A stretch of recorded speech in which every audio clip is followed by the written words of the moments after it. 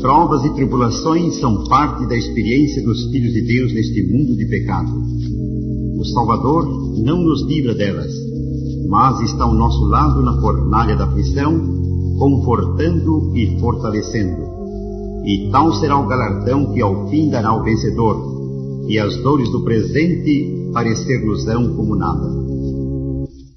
E agora a palestra de hoje por Roberto Rabelo. O seu tema: Fé em face de dificuldades. A fé em outros é a base da vida do homem.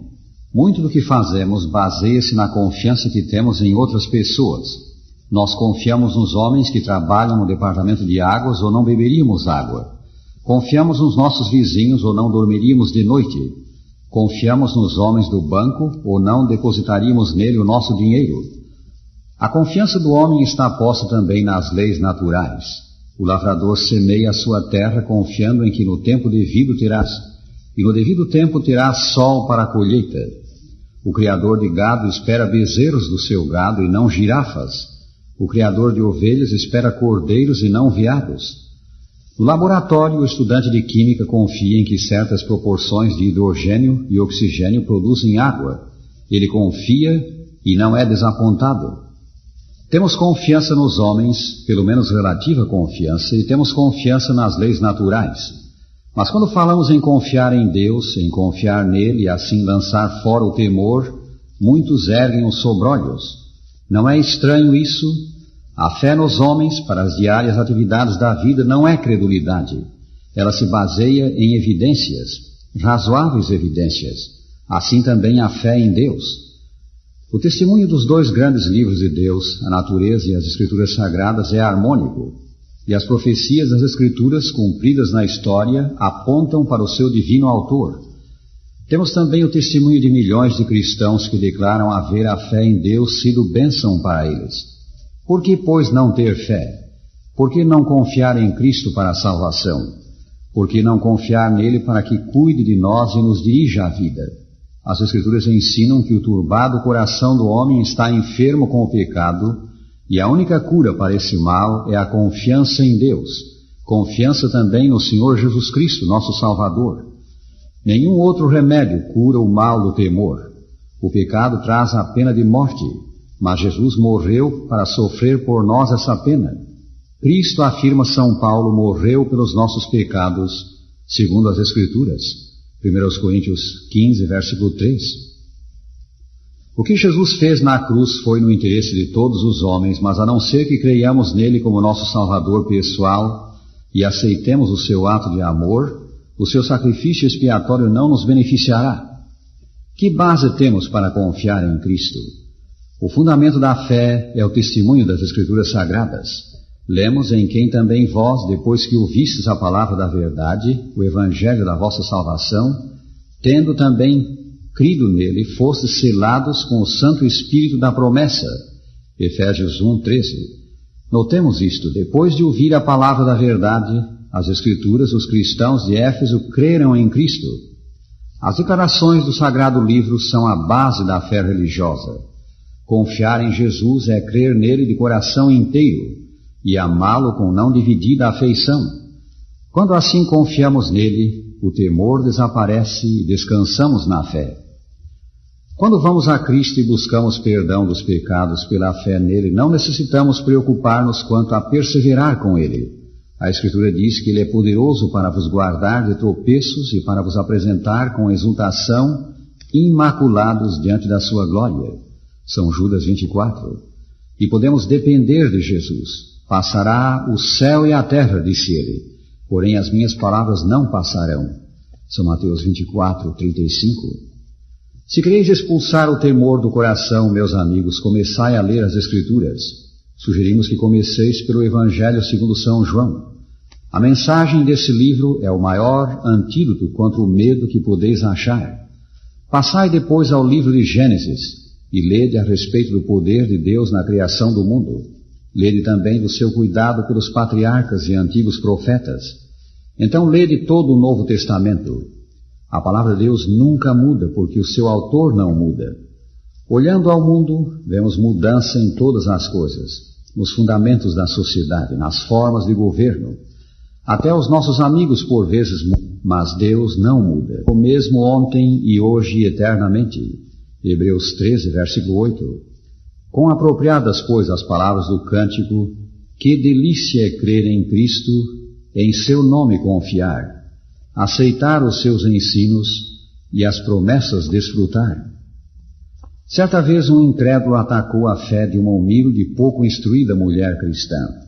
O homem fez à senhora uma longa lista de perguntas teológicas, mas ela não foi capaz de acompanhar a sua torrente de palavras, e nem foi capaz de refutar-lhe os argumentos. O incrédulo encerrou a conversa do seu lado, dizendo em tom de mofa: a senhora não sabe o que crê. Prontamente veio a resposta: mas sei em quem creio. Ela confiava em Jesus, e o Salvador nunca a desapontou. A piedosa senhora conhecia a Jesus por experiência, não por argumentos teológicos. Ante a fé que tinha, os seus temores se desvaneceram. Podemos ter a mesma fé simples em Cristo e ver os mesmos resultados. Mas, amigos, o que estamos dizendo não significa que ao vencermos o medo, por graça do céu, não mais teremos problemas, que cessam os desapontamentos, as mágoas, as dores.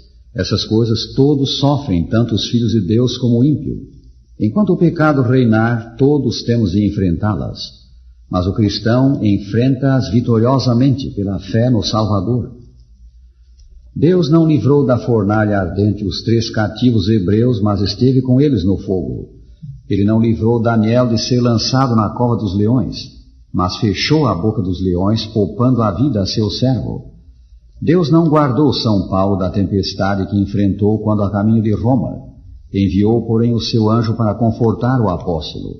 Não impediu que seu próprio filho marchasse para a cruz, mas estava nele, sofria com ele, reconciliando consigo o mundo. Com muita frequência a mão protetora de Deus está conosco sem que o saibamos. Deus nos livra de perigos dos quais não temos consciência. Há um outro ponto que convém lembrar. As dificuldades e tristezas que nos sobrevêm podem, na providência divina, ser meios pelos quais Deus nos atrai de volta a Ele. Só a religião cristã traz aos que passam por provações a consolação de que mesmo as nossas tristezas podem ser manifestação da misericórdia de Deus e não da sua ira. O autor sagrado diz: porque o Senhor corrige o que ama e açoita a todo o filho que recebe. Hebreus 12, versículo 6. O Senhor Jesus Cristo muito sofreu e Ele era o Filho de Deus. Os que servem a Deus também passam pela fornalha do sofrimento, mas o Senhor está com eles na provação. Deus santifica o seu sofrimento e faz que seja uma bênção para eles e para outros. Por isso pode o cristão suportar tribulação mais que outros. Ele pode dizer: sou um filho de Deus. Essa experiência revela o amor de Deus para comigo, o seu interesse em mim. Deus deseja a minha perfeição, por isso permite esta ardente prova, que no fim trará o bem. Jesus, meu Salvador, foi aperfeiçoado pelo sofrimento. Nele, pois, confiarei. Por vezes, nem sempre, mas com frequência, dá-se o caso de que quanto mais perto estamos de Cristo, mais temos de sofrer por Ele. O próprio Senhor Jesus Cristo foi o príncipe dos sofredores. Quanto a ele diz a Escritura: embora sendo filho, aprendeu a obediência pelas coisas que sofreu, e tendo sido aperfeiçoado, tornou-se o autor da salvação eterna para todos os que lhe obedecem. Hebreus 5, 8 e 9. Jesus sofreu por nós e Deus Pai sofria nele. A Escritura diz: em toda a angústia deles foi ele angustiado. Isaías 63, versículo 9. Pensai na solidão que o Salvador sentiu na cruz quando exclamou: Deus meu, por que me desamparaste? A solidão que a alma perdida conhecerá um dia, Jesus conheceu quando tomou o lugar do pecador e morreu por ele. Na cruz ele conheceu separação e solidão, tais quais nunca nós homens conheceremos no mundo. Temos um Salvador que nos compreende as dores, pois ele morreu de um coração quebrantado. Há conforto em saber que Jesus compreende e presta ajuda. Ao te assaltar o temor, amigo, confia em Cristo. Quando tudo parece perdido, confia nele. Profunda paz te encherá a alma se fizeres isto. O temor desaparecerá e começarás a viver verdadeiramente. Não te perturbes, pois, em face das dificuldades. Tem fé em Deus. Confia nele e verás um dia que todos os seus planos são justos, e o que te pareceu castigo era entranhável amor. E agora dizemos: o Senhor te abençoe e te guarde. O Senhor faça resplandecer o seu rosto sobre ti e tenha misericórdia de ti. O Senhor sobre ti levante o seu rosto e te dê a paz.